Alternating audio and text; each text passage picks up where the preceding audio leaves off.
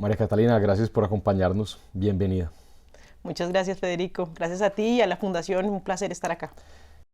A quienes de pronto no te conocen, que muchos te conocen, tú eres la directora de la Orquesta Filarmónica de Medellín, una institución que cumple 40 años este año y que estamos celebrando, pero que además nos llena de orgullo por el impacto social que han tenido y por la manera como han acercado la música sinfónica a la comunidad en general.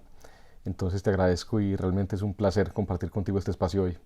No, mil gracias a ti. Para mí es un privilegio, como dices, estar al frente de esta organización que es patrimonio de esta ciudad. Y bueno, ahí hemos hecho cositas que creo que sí efectivamente hemos podido impactar esta ciudad y a estos ciudadanos.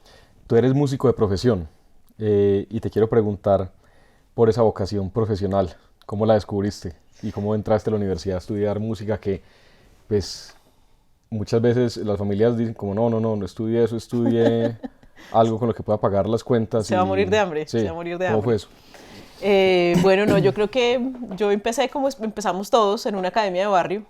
Tendría yo unos 6 7 años. Y mi mamá desesperada conmigo siempre, porque le preocupaba mucho que uno tuviera tiempo libre, que la calle y todas estas cosas. Entonces siempre me metía a un curso de verano distinto. Entonces yo terminaba colegio un 15 de junio y el 16 estaba metida en algo distinto. Entonces era un campo de básquet, un campo de voleibol, lo que fuera. Y así conocimos la Academia del Barrio. Y ahí empecé a tocar flauta. A los 8 días la profe dijo, no, es que ella tiene muchísimo talento, que toque Mm. flauta traversa. Mi mamá, no, pues yo que le voy a comprar una flauta traversa a esta niña, eso vale mucha plata para ponerse uno, para que en 8 días ya cambie de gusto. Entonces incluso ella le pareció que tenía tanto talento que me puso a disposición su flauta personal. Empecé a tocar y pues realmente me sonó muy fácil, así me sonó la flauta, como dicen por ahí.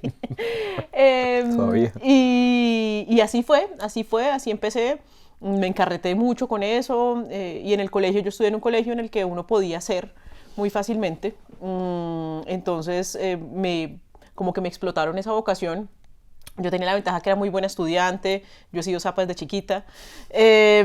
Entonces, pues como que mis papás no tuvieron mucho margen de decirme no estudia esto. Yo creo que si hubiera sido vaga o lo que fuera, pues habría sido un poquito distinto. Pero claro, ya cuando llegó 11, yo estaba entre derecho y música. Entré a estudiar dos. Entré a estudiar, yo decía que la música era mi profesión y el derecho era mi hobby, así de ñoña soy. Empecé a estudiar las dos, ya hubo un punto en el que no me daba, entonces dejé el hobby, que era el derecho. Algún día cuando sea rica y Pero extravagante ¿por qué? terminaré. Pero ¿por qué ese paréntesis? ¿Pensaste que música iba a ser menos exigente, que te iba a dar tiempo para hacer las dos carreras? Yo pensé que me iba a dar tiempo Ujú, para hacer las dos carreras, pero no porque fuera menos exigente, sino porque yo siempre he tenido una gran capacidad. De hecho, si tú ujú. le preguntas a cualquier persona que trabaje conmigo, te va a decir que mi capacidad de trabajo es impresionante. Ujú. Entonces como que no le tenía miedo, pero ya en el cuarto semestre fue muy, muy pesado Ujú. ambas cosas. Y yo tenía claro que yo quería ser músico. Hoy en día digo, el día que sea rica y extravagante, terminaré la carrera. El derecho me gusta muchísimo. Te da un modelo mental completamente diferente en la vida.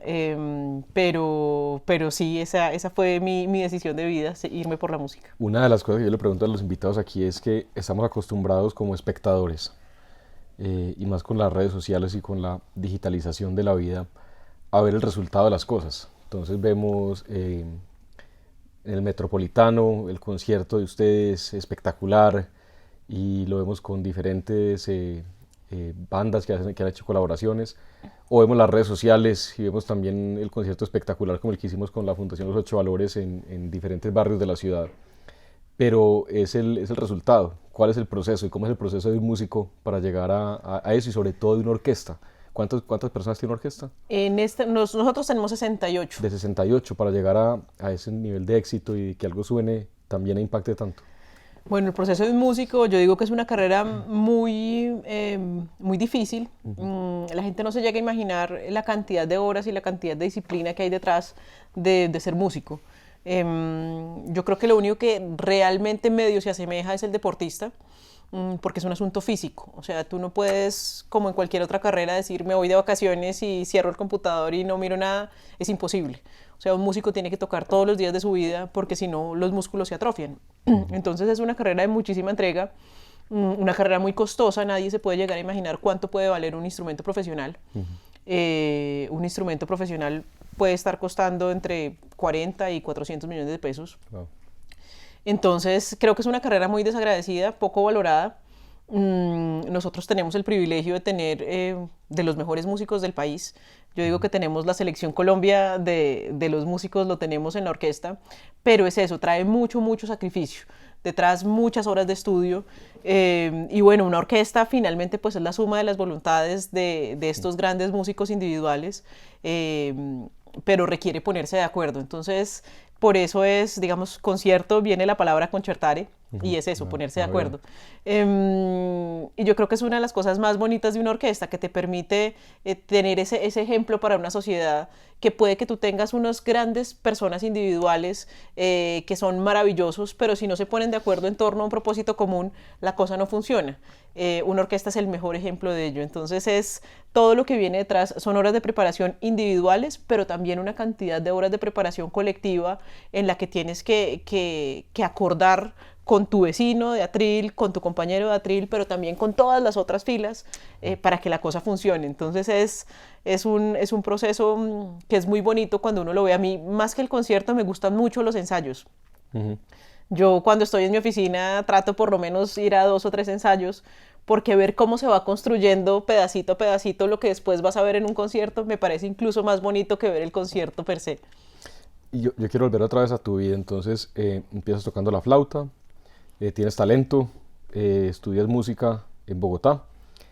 ¿Y cómo vas el salto pues, de ser una músico a ser directora de una organización cultural y dedicar parte y pues tu vida ya a eso, a la gestión cultural, a la administración cultural? ¿Cómo es ese salto? ¿Es brusco o es natural? No, brusco siempre, brusco siempre. Efectivamente, claro, van pasando los semestres. Nunca se me olvidará, en sexto semestre me di cuenta, primero, que yo no era tan buena. Y segundo, como nos pasa a muchos. Y segundo, que no quería dedicar mi vida, como digo yo. Por el nivel de competitividad, pues, o sea, como que Exacto. con los demás te das cuenta que, bueno, soy buena, pero... Pero pues hay 70 que son mejores que yo. ¿Y fue duro eso o no? Claro, claro, porque fue aterrizar y decir, di tantas peleas para no salir con nada. Parecido al deportista, como dices. Exacto. Uno dice como, y ahí sí empieza uno con el, ¿y yo qué voy a hacer? Bueno. Entonces tienes eso y después decir, ¿realmente yo estoy dispuesta a hacer nota larga todos los días? Pues, o sea, estudiar todos los días lo mismo. Y en ese momento dije, no, yo no estoy dispuesta a esto. Y entré en una crisis horrible. Yo soy dramática para todo, desde chiquita. Quemé todas mis partituras de flauta, o sea, con todo el drama del caso, y dije, no. Performance. Sí, performance completo. Dije, yo no voy a ser músico. Músico de orquesta, por lo menos. Entonces, en ese momento, por algunas casualidades de la vida, me había metido en el mundo de los coros. Y entonces dije, no, ahora quiero ser director de coro. Pero claro, yo estudiaba en los Andes. El semestre en los Andes siempre ha sido un semestre súper costoso. Yo vengo de una familia de clase media, nunca nos faltó nada, pero pues era un esfuerzo grande para mis papás pagar la matrícula. Entonces, claro, cuando les dije, tengo que empezar de cero, me dijeron, la cosa no está tan fácil, pilas. Entonces, nada, mi maestro y la relación con el maestro es una relación un poco tóxica, porque finalmente es como la persona que te termina guiando la vida. Un ejemplo, cuando mi marido me fue a pedir matrimonio, le pidió primero la mano a mi papá y luego a mi maestro. Así de tóxica es la relación que uno tiene con su maestro. Pero no, él ya en ese momento me dijo, hagamos una cosa, termine y luego ve qué quiere hacer. Paralelamente, por este mundo de los coros, a mí siempre me gustó viajar, me gustan mucho los idiomas, tengo pues una facilidad grande con los idiomas, y me había presentado un proyecto de la UNESCO que se llama el Coro Mundial de Jóvenes. El Coro Mundial de Jóvenes es un proyecto en el que 80 jóvenes de distintas partes del mundo se dan cita 2 veces al año en un lugar distinto.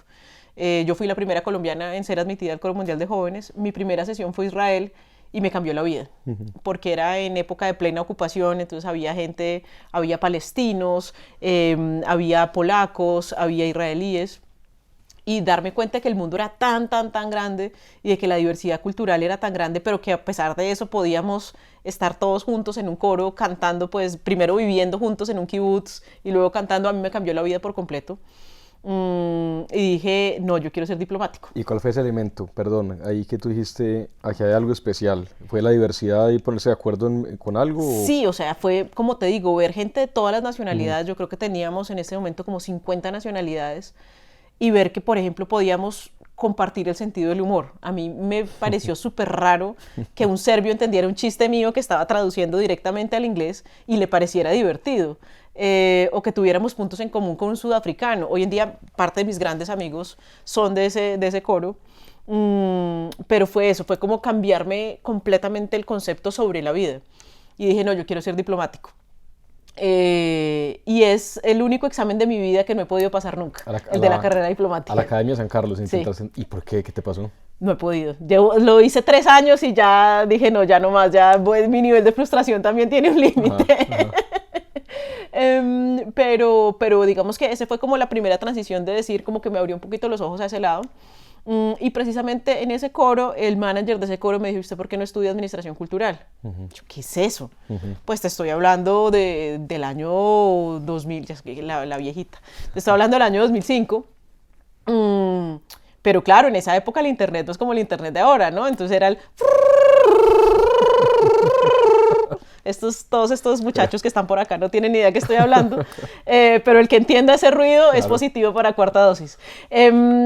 Entonces, ahí ya en ese momento empecé a buscar eso de qué se trataba y era súper chévere porque como que juntaba las dos cosas que a mí me gustaban en la vida, porque yo siempre había tenido como esa vocación como de organizar a la gente, siempre me ha parecido que los músicos eran muy despelotados, entonces desde los grupos universitarios yo los organizaba, yo los armaba, yo Ujú. decía, entonces dije, yo creo que por aquí puede ser la cosa.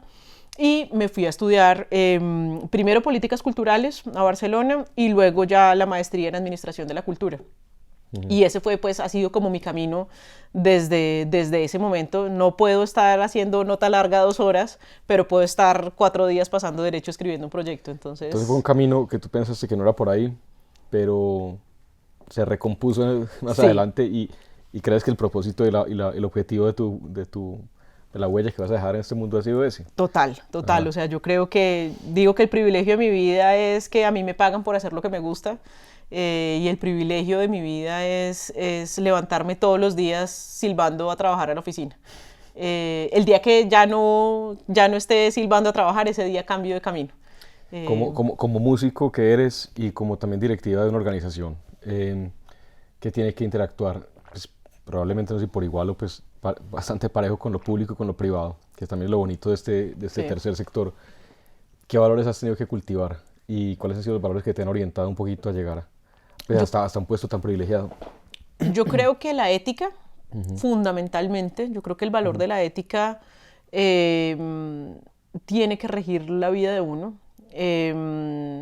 porque hay unas delgadas líneas y hay de alguna manera tentaciones de tener el camino más corto. Pero finalmente sí creo que la ética ha regido mi vida. La disciplina. Creo que la constancia y la disciplina en este camino, si uno no la tiene, la vida se le complica mucho, porque hay demasiados obstáculos, hay demasiadas barreras. La gratitud, mm, ujú.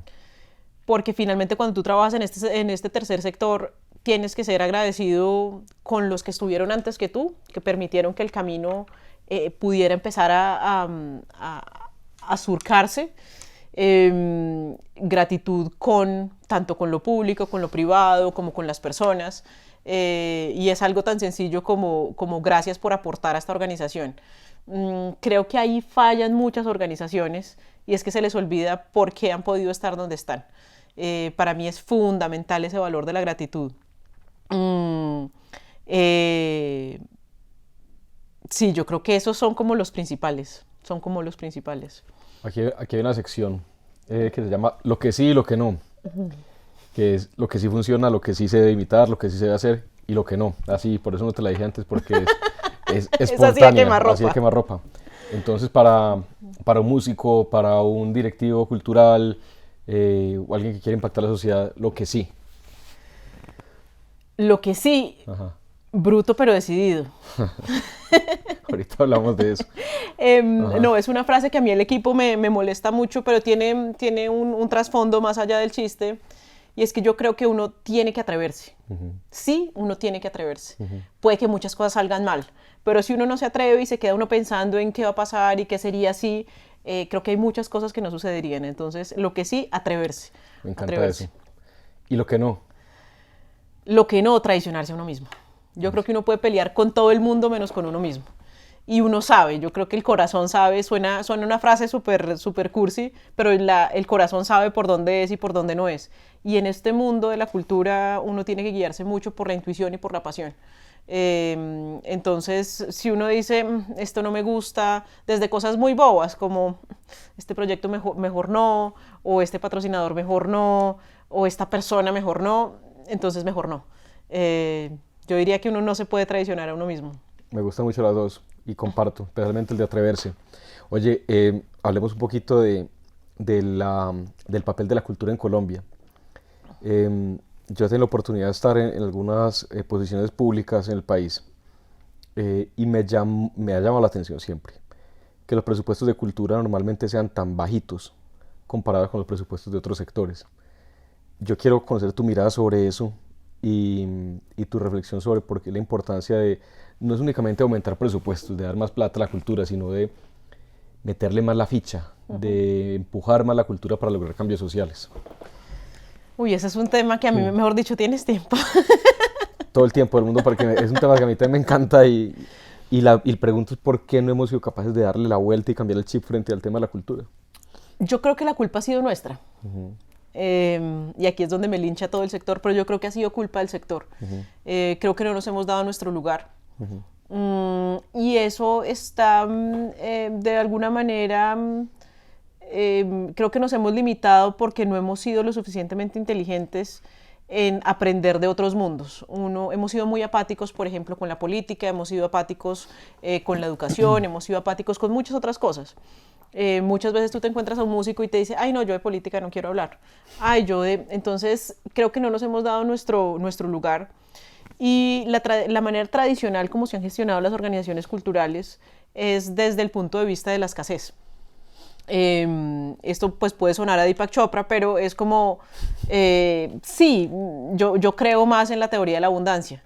Y es esa mentalidad de que la torta la tenemos que repartir entre todos y entonces este es mi pedacito y entonces yo voy con la coca a pedir y ay por favor ayúdeme, que es que mi organización cultural se está muriendo.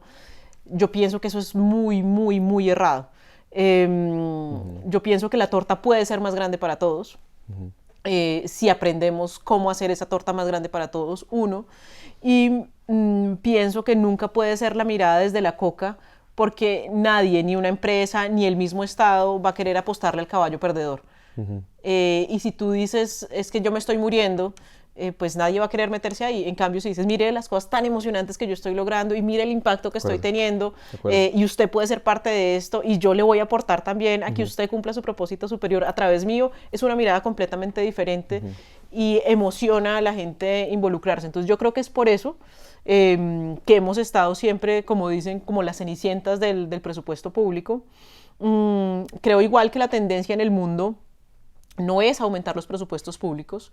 Creo que la tendencia en el mundo es a mirar cómo puede uno aumentar ese pozo a través de las fundaciones, a través del sector privado, a través de la filantropía. Creo que cada vez más tenemos que fomentar más ese ecosistema de la filantropía. Fíjate que uno puede estar en Estados Unidos, uno está en una mesa cualquiera, en una comida y te dicen, hay dos preguntas que son obligadas, así como la pregunta aquí es el clima, allá la pregunta es tú en qué eres voluntario y a qué causa donas. Y puede ser desde un pelado de 20 años hasta la persona de 70 y cada cual dona tanto en tiempo como en plata en su capacidad, puede ser los $5 anuales o los 50,000. Yo creo que en la medida en que nosotros... Tenemos que poner esas dos preguntas de moda en Colombia. Exactamente. ¿A qué donas, independientemente del valor, y en dónde estás invirtiendo tu tiempo? De acuerdo. Muy buenas. De acuerdo. Muy buenas. Yo creo que esas son dos cosas que si uno las pone sobre la mesa, uno no se imagina cuánto. Imagínate si pudiéramos multiplicar por 50 millones de personas eso. todas las organizaciones y todas las causas tendrían una familia y una comunidad alrededor. Yo creo que eso es algo que nos falta y siempre decimos, no, es que el Estado no da, no, es que al Estado no le importa, pero se nos olvida la responsabilidad que nosotros mismos tenemos como ciudadanos. Es muy fácil siempre poner la responsabilidad frente de un tercero y no asumir la responsabilidad propia y agenciarnos a nosotros mismos. No, muy buena. Ese par de preguntas me encantan y estoy de acuerdo. Es que el sector cultural no es el sectorcito cultural que le tienen que... No, mueve la sociedad, cambia la manera de comportar a las personas y algo que yo no sé por ahí, yo no lo he leído porque además no me gusta leer lo que todo el mundo lee. Me dijeron por ahí, yo escuché, que Steven Pinker dice o define a la clase media como la clase que llega a conocer las bellezas del mundo, que llega a acercarse a la belleza del mundo y que ese es como un objetivo. Independientemente si lo dijo o no, lo estoy diciendo mal, me gusta la idea y es elevar el espíritu humano, acercarlo a la belleza a través del arte, de la música, de la cultura en general.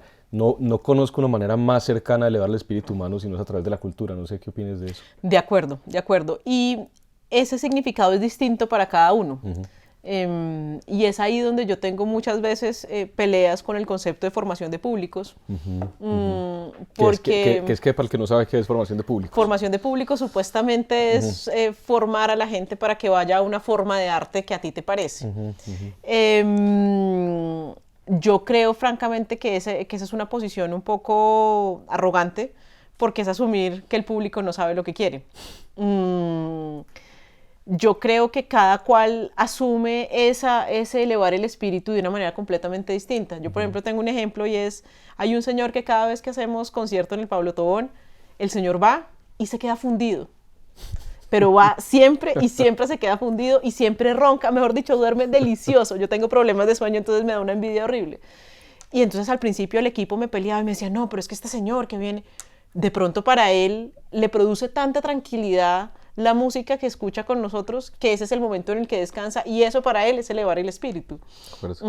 Entonces creo también, y volviendo un poquito a la pregunta que me hacías antes, creo también que somos, el sector cultura a veces es muy arrogante tratando de decirle a la gente lo que tiene que sentir. Y tratando de decirle a todo el mundo qué lo tiene que emocionar o qué no lo tiene que emocionar. Yo creo que uno tiene que poner las condiciones para eso, para que la gente tenga acceso a la belleza y cada cual ve cómo lo recibe.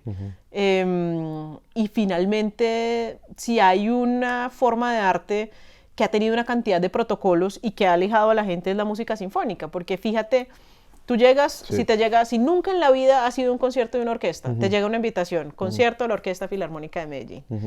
Lo primero que piensa la gente es, ¿yo qué me voy a poner? Yo no tengo ropa para ponerme, eso seguramente es súper elegante, ¿yo qué me voy a poner? Ya cuando quitas ese mito, entonces listo, llegas y es un teatro gigante, súper despedidor, unas paredes de ladrillo que nadie te dice nada. Luego entonces te sientas, entras al lugar, sale un señor que es el primer violín, se da uno cuenta, le hace una señal a otro por allá en la madera, hace un sonido pa, y los otros empiezan a sonar una cantidad de cosas que nadie te está explicando qué está pasando. Luego empieza una obra que si te gustó está súper bien, y si te gustó y te emocionaste y aplaudiste en la mitad de la cosa, te meten un codazo porque te dicen, no, es que ahí no se aplaude, ahí no se puede aplaudir. Entonces, estamos poniendo todo el tiempo barreras. Ahí va, me regañaba cuando chiquito cuando aplaudía cuando no era. ¿Ves? Todo el tiempo estamos poniendo barreras. Entonces, a mí me gusta poner el ejemplo, el contraejemplo. Mira un partido de fútbol. Tú vas con tu papá al partido de fútbol y lo único que sabes es que tienes que hacerle barra al señor que tiene la misma camiseta que tú tienes puesta que te puso tu papá. Y le haces barra como quieras. Y bueno, puede que haya el ñoño que sabe cuál es la estrategia 5-4-3 y que está haciendo la defensiva. Yo de fútbol no tengo ni idea, ¿no? Pero que está haciendo tal estrategia, tal otra. Yo tampoco sé mucho. Pero si no tienes ni idea, te puedes emocionar cuando el señor metió el balón y ya. Yo creo que tenemos mucho que aprender del mundo de los deportes en ese sentido. Y es quitar todas las barreras, que todo el mundo se sienta bienvenido. Nosotros, por ejemplo, cuando empezamos a hacer conciertos, en la orquesta no podía entrar ningún niño menor de 7 años a los conciertos de la orquesta. Yo decía, ¿por qué? No, porque van a llorar. ¿Y qué? Hoy en día los conciertos de la orquesta puede entrar cualquier niño de 0 años en adelante. ¿Y qué es lo que pasa? Pues obviamente que si empieza a llorar, pues el papá no es bobo, lo va a sacar, no pasa nada. Pero el niño tuvo un primer acercamiento a la música sinfónica y probablemente la primera vez que va se aguanta 15 minutos, la segunda se aguantará 30. Pero no estamos poniéndole tantas barreras y si la gente quiere aplaudir, que aplauda donde quiera, la gente se emocione cuando quiera. Es que ¿quiénes somos nosotros para decirle a la gente cuándo se tiene que emocionar? Es una posición muy arrogante. Oye, yo sé que estamos sobre el tiempo, pero hay dos cosas que te quiero preguntar. Una, ¿por qué es importante la música sinfónica? Entonces, más allá del intimidante que puede ser el teatro, un aplaudir, el protocolo, si se quiere, ¿por qué la música sinfónica? Y para todas las edades. Y dos, el papel de los empresarios del sector privado, de la empresa privada en la financiación, en el acompañamiento y en el crecimiento de las organizaciones culturales. ¿Por qué es importante? ¿Cómo lo manejas? Y porque realmente, yo no sé ahí si es el huevo o la gallina, pero si es que el sector privado debe decir más, que se vincula con organizaciones culturales y por lo tanto la gente sepa que el sector privado es más que producir, no sé, carros, zapatos, seguros, sino que también tiene un impacto social. O no sé si tiene que hacerlo más. No, realmente no sé cuál es el problema. Pero entonces eso, la música sinfónica y el sector privado. No, pero Federico, esas preguntas. Y para terminar, y a mí y mis compañeros de equipo me hacen caras, por allá atrás me están haciendo así. Pero no, creo que es ¿por qué es importante la música sinfónica? Sí. Por lo que te decía al principio, yo creo que hay muchas formas de arte. Cualquier acercamiento al arte me parece que es maravilloso porque logra lo que tú decías, elevar el espíritu. Pero finalmente una orquesta, por su composición, termina siendo como una pequeña sociedad. Entonces es un ejemplo de la sociedad. Por un lado. Por otro lado, las prácticas musicales colectivas te permiten aprender no solamente del que está al frente, sino aprender del compañero. Entonces es un ejemplo de colaboración que no existe en casi ninguna otra forma de arte. Y tercero, pues sí, efectivamente la música clásica, como la conocemos, la música académica, sí tiene unas incidencias sobre el cerebro que no tiene ningún otro tipo de música. De hecho, durante la pandemia fue el único género que tuvo un aumento en el consumo después de la pandemia fue la música clásica, porque la gente se dio cuenta que para su salud mental la música clásica sí tenía unas implicaciones. Pues de hecho Apple Music sacó Apple Music Classical hace 15 días solamente por eso. Entonces la respuesta corta a algo pues que creo que puede ser mucho más profundo. Y la segunda pregunta, sí, yo creo que efectivamente el sector privado tiene un papel fundamental en el apoyo de la cultura, pero no en la cultura por la cultura, sino en el impacto social que la cultura puede llegar a generar en una sociedad como la sociedad que hay en Medellín. Entonces sí creo efectivamente que esas líneas de los indicadores ASG efectivamente se pueden cumplir muy fácilmente con la cultura porque además de todo es una forma de relacionarse con la gente mucho menos agresiva que otras formas de arte, o sea, el soft power que dicen los diplomáticos. Creo que deberían hacerlo más, siempre creo que se puede hacer más, pero sí creo que en esta ciudad particularmente es un ejemplo de cómo las empresas han apoyado al sector cultura, no solamente en Medellín, sino en otras ciudades. Es decir, son las empresas antioqueñas las que apoyan organizaciones en Bogotá, en Cali, en Cartagena. Entonces se puede hacer más, pero creo que si hay un lugar del país donde eso ha estado de alguna manera muy inserto en el ADN de las organizaciones, es en Medellín. Oye, por 40 años más de la Filarmónica, felicidades, gracias por todo lo que han hecho, por lo que están logrando, que sigan cambiando vidas con la música, con la cultura. Un gusto conversar contigo, nos quedaron muchos temas por fuera, creo que es de los episodios que más rápido se han ido, pero por la riqueza de ideas y la diversidad también de opiniones, que son muy valiosas y muy disidentes a veces. Entonces, gracias María por estar con los 8 valores y que sigamos haciendo cosas juntos. No, a ti Federico, mil gracias a ti y a la Fundación por esta invitación y bueno, no se les olvide que esta es la orquesta de todos. Gracias.